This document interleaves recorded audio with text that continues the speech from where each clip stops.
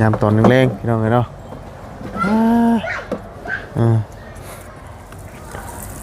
หดพักหดพักหดหญ้าหดบ่หลายปานใดก็ได้เนาะหดหลายแล้วมันสิอิ่มน้ำ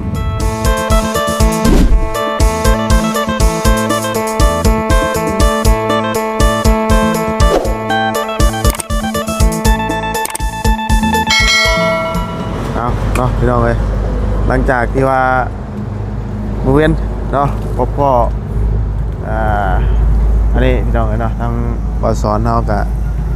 ตัดหญ้ามันตัดลำมันน้ำเนาะ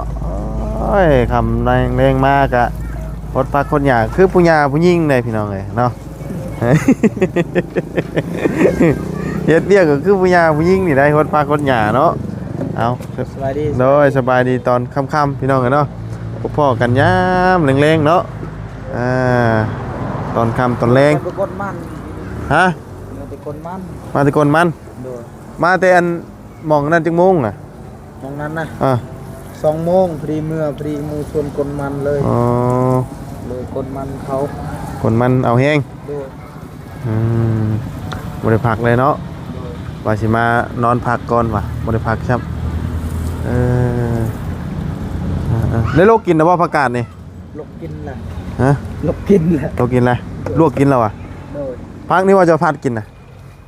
ผักนี่แหละเฮ้ยเอาอันตะปูตอกไว้ทำไมนั่น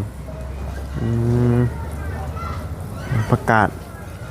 ถ้าว่าพัดนี่ต้องเป็นผักบ้งเด้อแซ่บผักบ้งพัดใส่น้ำมันหอยนี่เนาะเฮ้ยว่าปลูกหมักแตงไม่ได้ปลูกบ่เฮ้ยจ้ะยังบ่ได้ใหญ่นี่นี่ได้ต้นมันออกอยู่เนาะหมักแตงกับอีหยังน่ะทั่วบ่ทั่วมีบ่ทั่วเลยตัวนั้นอันนี้เนาะ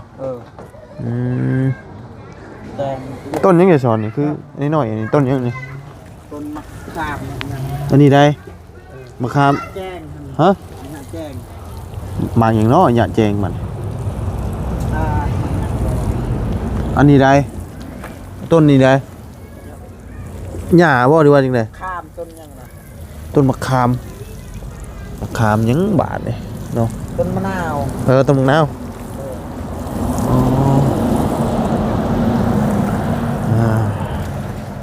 ยามตอนแรงๆพี่น้องเอ้ยเนาะ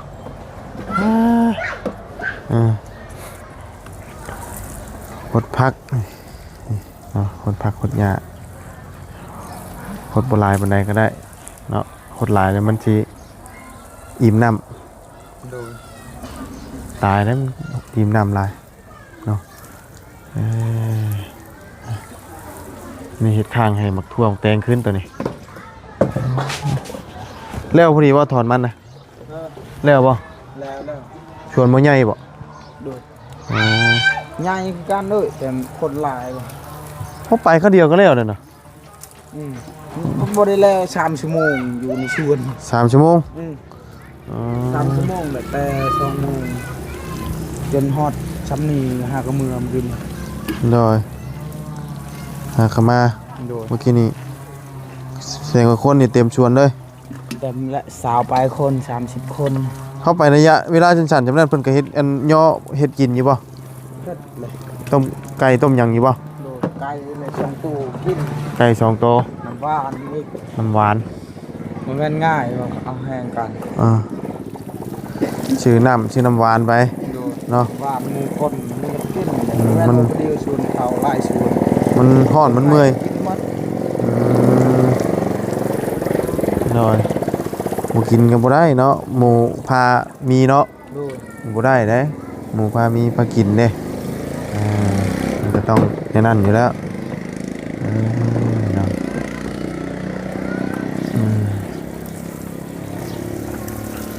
เอาหดผักหดหญ้าก่อนเนาะจังใดคือได้ยินข่าวว่าอันน่ะอ้ายเจ้าสิออกมาหรือบ่ฮะยังบ่เอาคือว่าได้ยินว่าสิออกมาแล้วสิออกได้เดือนใดบ่ เห็นว่าคิดว่าสิเอาออกมาเลยยังบ่ ดู อืมเอาเนาะให้อยู่ไปก่อนเนาะ ดู ออกมาเดี๋ยวลำบากอีกบ่แห้งแล้ว ดู ลำบากเลยพี่น้องแต่ว่าเขาออกมาเดี๋ยวเป็นคือเก่านะอะไรก็ เราส่วนว่าจะสิไปนอนน้ำบ่อยู่ชวนมันนะสินอนน้ำได้ สิไปบ่ ไปแหละช่วงแรง เขาไปนอนเผานะ ๆดูนอนเผามันดินมูเลย อ๋อ คือชวนเฮาคือกันกลางคืนเขาก็มาเผาน้ จะคนอันสิไปนอนเผามึง ำร้ายมี10 คน เออ เจ้าเผาชวนหมูก็เผาเลยเจ้าบริเฝ้าหมูบริเฝ้า ส่วนเจ้านี่ก็เผาคือกันเนาะ ดูบริเฝ้าเขาลากอะไรกันคือ แห่งใกล้ได้เนาะแห่งใกล้ ให้เขาแบกชื่อๆใส่ซิ่งกิน แบกไปใส่ชิงเลยได้นี่เนาะ ดู เออ เอาเข้าม่วนเด้แบบเคยเด้ อ่า กับบรินม่วน โดยโอ้คำว่าได้อยู่ท่านก็สิไปเบิ่งอยู่พี่น้องเอ้ยตอนนอนเฝ้าเนาะ ดู ตอนค่ำตอนคืนต้มมีต้มหยังกินเนาะ ช่วงแรงๆแบบนี้แหละ อ่า ไปอยู่คุณ ต้มมีต้มหยังตอน กินมี โอ้ กลางคืนม่วน ผักได้พี่น้อง การนูการย่างได้ 2-3 ตัวก็กินอยู่หั่น อ๋อได้ว่าเท่าไหร่กินเบิดเนาะ โดย ม่วนเด้เนาะ โดย อยู่หลายคนเนาะบัดนี้ โดย อากาศมันก็ แซวๆเลย เย็นๆพี่น้องเอ้ยโอ้คักเด้ยังไปพบไปพ่ออยู่ได้แบบเนี้ย โดย ฟังเบิ่งเนาะถ้าว่าได้อยู่อันทันหากบ่ทันดอกเนาะจะว่าประมาณ10ปลายมื้อเนาะ โดยเอาพอแห้งแล้วยังจักเดือนใดสิคน อืม เอายังเบิ่งก่อนเบิ่งสถานการณ์มันก่อน ยังสิเอาแห้งหมูนี่คือเฮาว่านั่นแหละได้เฮ็ดแต่เช้าแต่ช่วงแรงๆนี่ก็ไปกดมันหมูมื้ออื่นก็ไปขึ้นอีกก็พักเวียกอีกที่เฮาสิตัดลำมันเฮา มื่นไม่ขึ้นป่ะ โดย เจ้านี่นะ โดย อื ไปขึ้นมันเขามื้อนี้ถือว่าไปก้นเด้มื้อนี่ขึ้นแบบเสียขึ้นเอาขึ้นเลยทั้งก้นเลยเฮ็ดคือเอื้อเฮาตาย มาไว้ตัวนั้นเนาะ อืม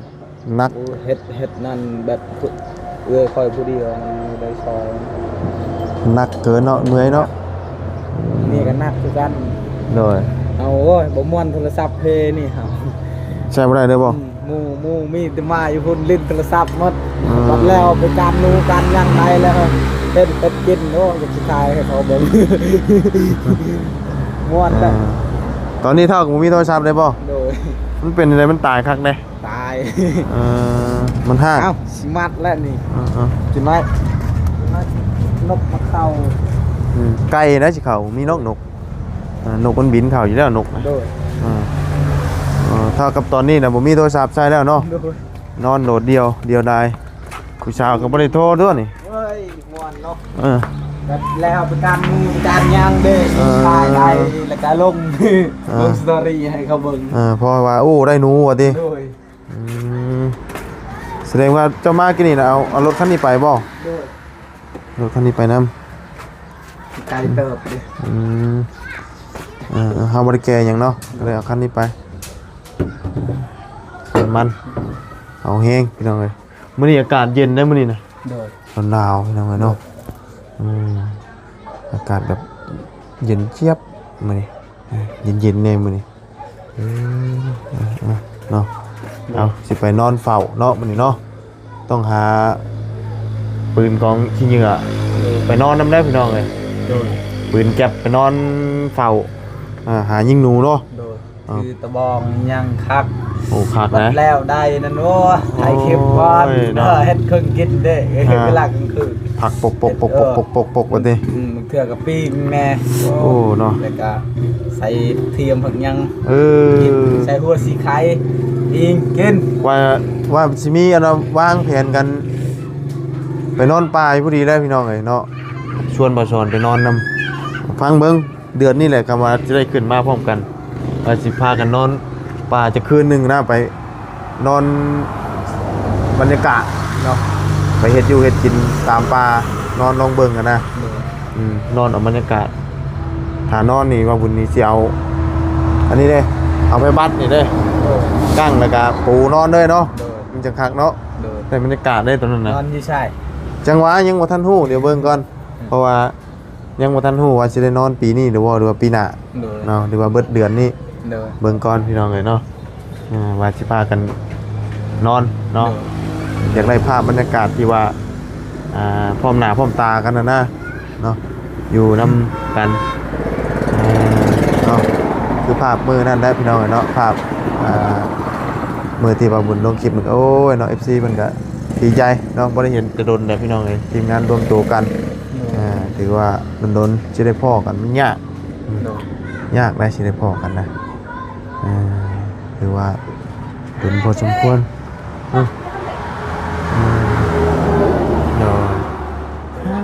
กินข้าวกันบ่จังไปหรือว่าจังได๋บ่ไปกินอยู่พุ่นเอาเมื่อแต่พุ่นกินแล้วกินไก่กินไก่แล้วมาโดดมีแต่อาบน้ำก่อนบ่จังไปนี่ว่าจังได๋บ่ได้อาบฮะบ่ได้อาบอีกการอาบแล้วเขาอยู่ป่าบ่มีแต่ขี้เด่นอีกมื้ออื่นให้อันว่าเตรียมยังจะสิไปนอนนี่ยังบ่ได้เตรียมส่งคำสิเอาหยังแน่ไปเอาโคมมายังโคมแล้วก็หมอนโดยสาดบ่ผ้าห่มที่เคยไปนอนอยู่ป่ามันหนาวเนาะโดยอันลักๆนี่ไปนอนเฝ้ามันนี่เจ้าเอาหยังแน่มีแต่หมอนโดยผ้าห่มธนูผ้าห่มแล้วก็ธนูเด้ธนูยิงหนูนบ่อ๋อกาเกียมไว้ที่นี่สำหรับไปหาก้านเนาะแล้วก็โคมมาบุญก็มีอยู่โคมอันนั้นแหละแต่ว่ามันหักเบิดไฟไว้เดี๋ยวนี้อันว่าอันบอลลี่ให้มันนั่นก็ให้อันว่าทั้งประตูไปใส่อยู่หน้าเลยเราบ่มีก็เลยให้เราไปใส่เนาะแต่มันเบิดไฟไว้เลยตัวนี้เอาเนาะมีโอกาสพี่น้องเบิ่งถ้าเราได้ถอนมันเรานี่ถ้าทันเนาะเราไปนอนเฝ้าจะเป็นกินต้มมีเนาะเบิ่งบรรยากาศอยู่หลายคนเนาะซุ่มเซลกันโอ้ม่วนเลยแต่ว่าจักตอนไหนละเนาะบางเทื่อกับเบิดเดือนนี้ปีหน้าบ่ได้เนาะจังได้ถอนเนาะของเจ้าเนาะปีนี้ยังบ่ได้ถอนพี่น้องเลยเนาะทางเมืองเพราะยังหักอาซาแน่อาซายังไปเวียกเขาแน่คือเขาว่านั่นแล้วเลยตัดแต่กันแต่เศร้ามันซ้ำนี่แต่มื้ออื่นเราบ่ได้ตัดอีกไปเฮ็ดเวียกเขาอีกมื้ออื่นมันออกไปเลยมื้ออื่นเนาะมื้อนี้มีแต่ก้นมื้ออื่นน่ะขึ้นรถเด้แบบคือที่เฮาขึ้นนั่นเลยมื้ออื่นเฮาบ่ได้เฮ็ดจักหยังเอาใช้เงินเดี๋ยวนี้มันบ่ฮอดใช้ซ้ำแม่นนะจะใช้เงินแล้วอย่าสิจางจางฮอดใช้เนาะแม่นนะจักสิได้หยังมันยากเลยพี่น้องสิได้เงินได้คำนี่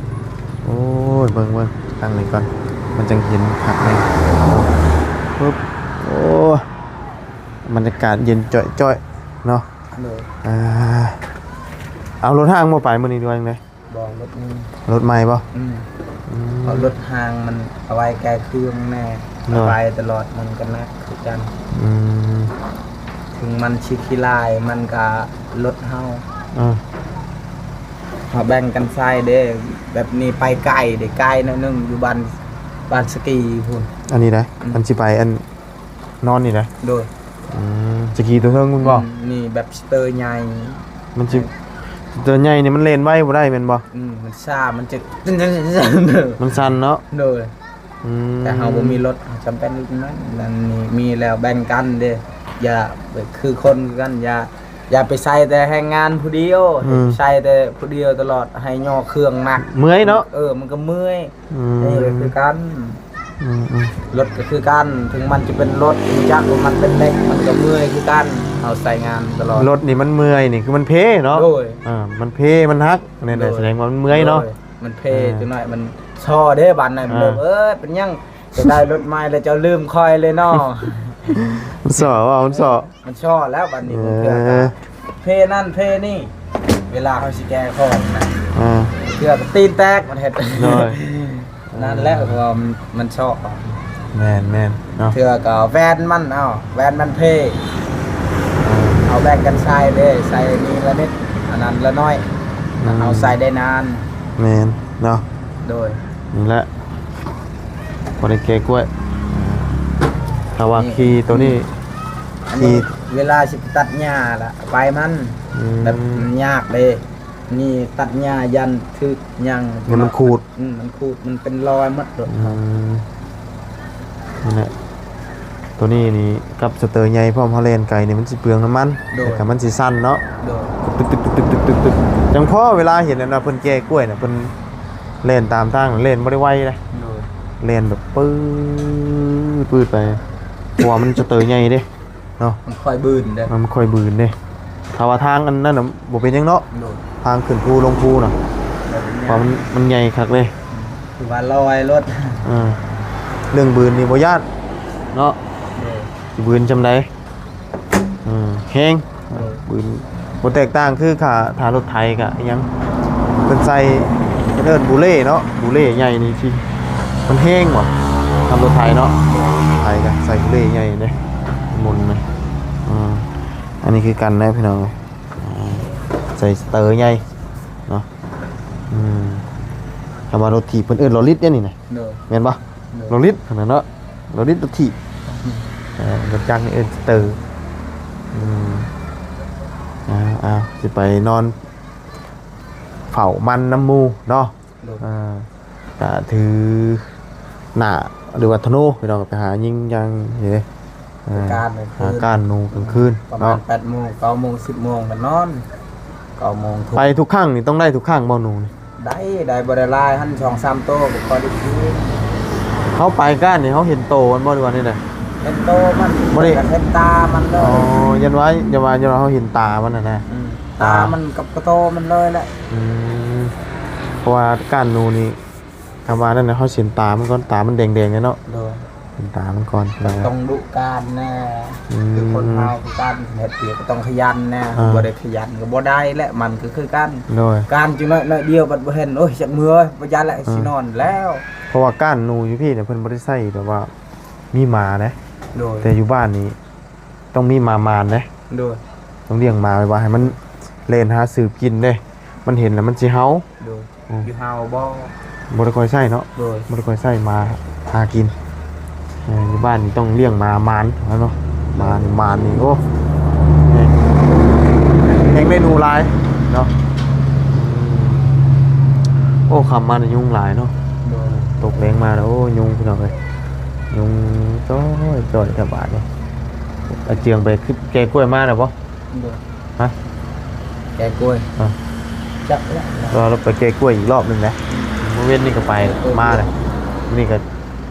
ต่างคนต่างเฮ็ดเวียกมันแหละช่วงนี้ แม่นช่วงนี้ช่วงเวียกเนาะเพราะว่าช่วงนี้ช่วงถอนมันเนาะ โดย เบิ้ลตะโปก เอาบ่ได้เฮ็ดเอามีแฮงมือ แม่น เอาคือกันนะเอาบ่ได้ขึ้นเอาก็บ่มีคือสิจ้างมีเงินมาแต่ใส่จ้างกับมือ150,000ขายมันครบแต่หมู่ สิจ้าง เนาะก็มีแต่ว่าแล้วถอนมันกันสู่ต่อก็คือพุ่นแหละทางบัดนี้เนาะ โดย ทางให้นะพี่น้องเนาะทางให้ทางสวน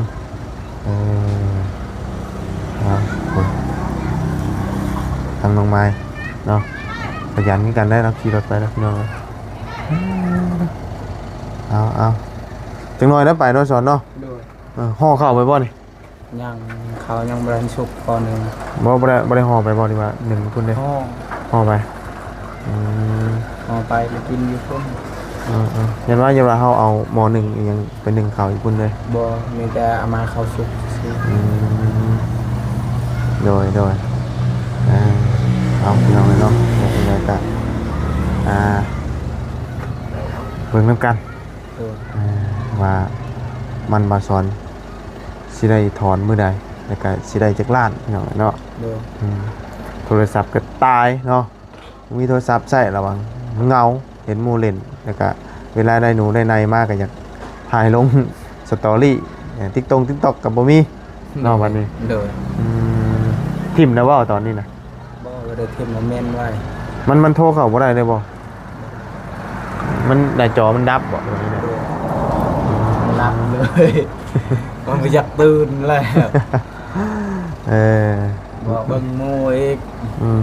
นอนรับแล้วบ่ตื่นเนาะ หมู่ทรายแล้วก็สโมยเบิ่งหมู่อีกพวกงอกคอยาว โดย แม่นบ่เฮาบ่ เบิ่งหมูเด้เฮ็ดคอยาวดีๆเลยเคยหมูลิ้นเลยเอาไปเฮ็ดคอยาวสิเขา ซองวะ ก็แนวเฮาบ่มีเด้ช่องนี่แหละนี่คืออยู่ข้างล่างเจ้านี่เจ้าลิ้นเจ้าเฮ็ด ยืงวะ เฮ็ดคอยาวแล้ว นะให้บ่เชียงพอตู้นั้นอยู่อีกบ่บ่อยู่ช่ำเนาะยาแล้วจ้ะกี่วันสิไปหาเราสิถามแล้วเรื่องนั่นแหละเนาะบ่พอเราก็ยาแล้วแต่ว่ามื้ออื่นก่อนเนาะว่าสิไปหาทั้งอาเจียงนี่แหละเรื่องดินนี่แหละน้องเอ้ยแต่ว่าทางเจ้าของที่เราบ่อยู่ต้องถามเจ้าของเพิ่นเนาะจังฮู้คำตอบฉันก็บ่ได้มืดได้นี่มืดไว้นี่โอ้ยยามนี่พี่น้องเอ้ยเป็นบ่เห็นยังได้เห็นอยู่บ่นี่โอ้น้ำลูกคืออยู่ โอ้ยเห็นแต่แขวพี่น้องเอ้ย โอ้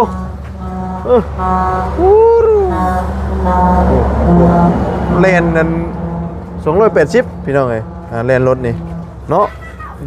เชียวอยู่ได้แถวนี้น่ะนิดน้อยหลายได้นี่เลนแบบนี้เด้เพราะว่าอันตรายอยู่นะเคยมีบ่สอนแถวนี้แบบว่ารถเฉียวรถชนมอนนี่แถวนี้นี่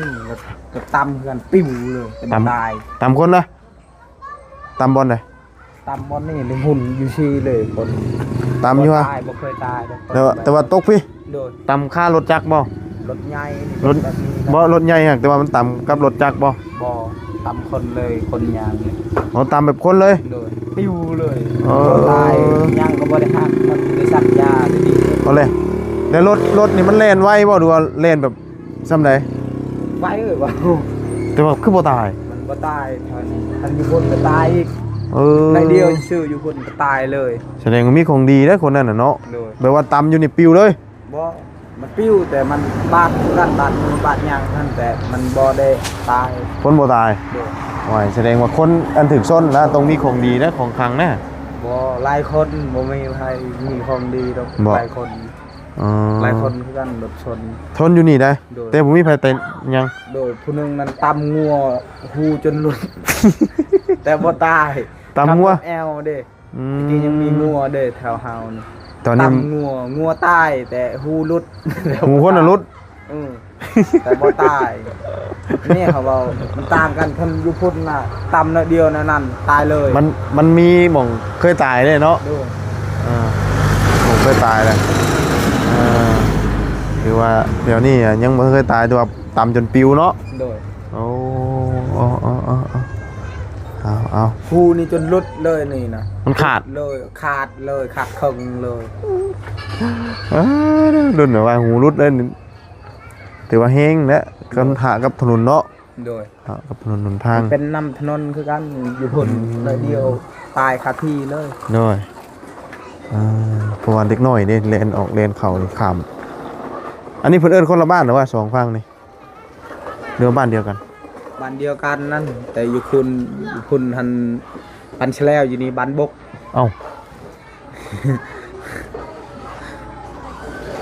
ฝั่งนี้นะบ้านบกบ้านฝั่งนั้นบ้านแฉลวแต่เอิญบ้านเดียวกันบ้านแฉลวมั้งแต่ก่อนนี่บ้านบกตัวนี้นะแต่ว่าในบ้านนี่อันเดียวกันเนาะอันเดียวกันมีบ้านแล้ววัดเป็นบ้านฉันแล้วเนาะเมื่อกี้นี่คนละบ้านคนละฝั่งเลย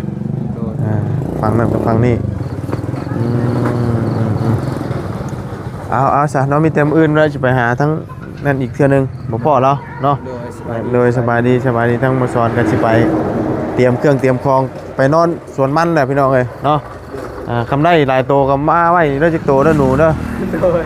ไว้ปิ้งไปอย่างเนี้ยไปก้อยเนาะผักหอมประกาศลายครับโอ้พี่น้องเลยป้าจ้าพี่น้องเนาะสำหรับคลิปนี้กันลำลาเลยเด้อพบเจอกันใหม่พี่น้องเนาะขอบคุณไปพี่น้อง FC ที่กับติดตามรับชมเด้อพี่น้องคำแล้วเนาะป้าสบายดี